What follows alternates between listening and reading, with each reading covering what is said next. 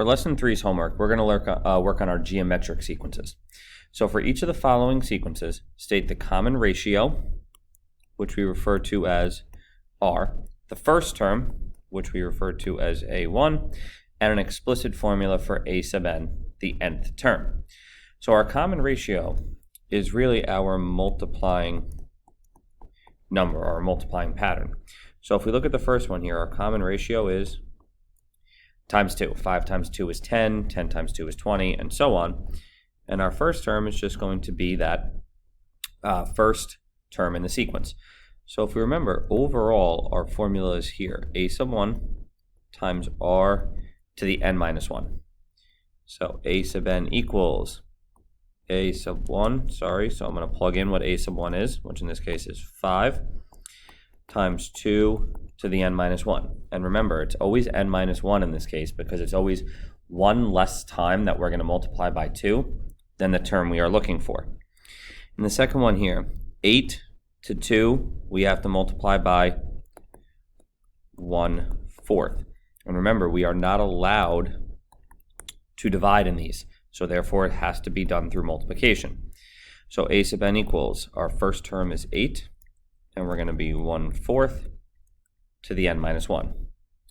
Now you notice when they start alternating positives and negatives, then we know we're going to have to multiply by some sort of negative number. In this case, from 100 to negative 10 is negative 1/10.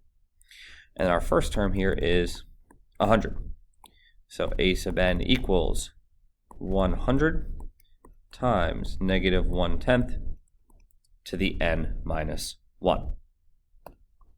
And number 2, determine if each sequence is arithmetic or geometric and write an explicit rule for each of them. So remember, arithmetic, we have a adding or subtracting pattern. And for geometric, we have a multiplying pattern. So if we look at the first one here, what's happening every time? Well, we are subtracting 12. Therefore, it is an arithmetic sequence.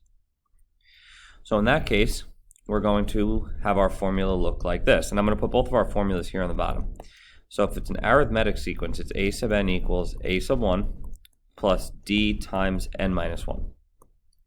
If it's a geometric sequence, it's a of n equals a sub 1 times our common ratio, which is r to the n minus 1. So since this one's arithmetic, we need a d, which in this case is minus 12, because that's our pattern, and we need a first term, which is negative 34. And actually, I made a mistake here. I apologize. This pattern is adding 12. So our common ratio, or our common difference is going to be plus 12. So a sub n equals negative 34 plus 12 times n minus 1. In the second one, 6 to negative 18, negative 18 to 54, we are multiplying by negative 3. Therefore, it is a geometric sequence. So a sub n equals, we need to get our first term, which in this case is 6. Our common ratio, which is our pattern, in this case is negative 3, to the n minus 1. If we look in the last one, 1/4 to 1/2, 1/2 to 1, we are multiplying 2. Therefore, it is geometric multiplying pattern. So a sub n equals, our first term is 1/4. Our common ratio is 2, and then to the n minus 1. In the third one, the number of cubes in each pattern below forms a geometric sequence. So we know we're going to be multiplying, and we also know that our pattern is, or our formula is going to be a sub n equals a sub 1 times r to the n minus 1.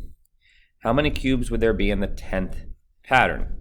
Well, in this case, we want to make sure that we write a formula first. So we need an a sub 1 and an r. Well, a sub 1 is 1, because there's 1 cube in the first piece. And we go from 1 to 3, 3 to 9, 9 to, there's 27 in that last one. So therefore, our pattern is we are multiplying by 3. So a sub n equals 1 times 3 to the n minus 1. And then basically what we're going to do is if we want to find the 10th, every place we see an n, we're just going to plug in a 10. And this is something that can go straight in our calculator. And when we do that, we get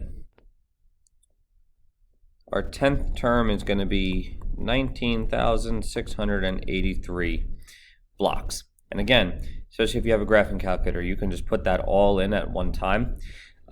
Just a quick little hint, if you have an older calculator, you would do it like this, 1 and then parentheses 3, and then if your calculator does that for an exponent, you're going to have to do 10 minus 1 in parentheses if you have one of the older calculators. Just a little bit of a hint on that piece.